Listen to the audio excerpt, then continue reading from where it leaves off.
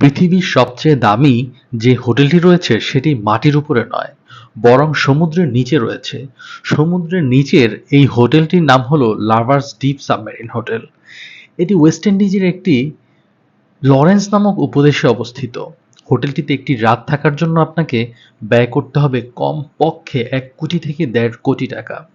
আরেকটি বিষয় হচ্ছে, এটির প্রাইসের মধ্যে একটি শুধু রুম নয়, আপনাকে দেওয়া হবে সম্পূর্ণ সাবমেরিনটি, যেটি সম্পূর্ণ পানির নিচেই রয়েছে এবং একটি রাতের জন্য হয়ে যাবে সম্পূর্ণ আপনার।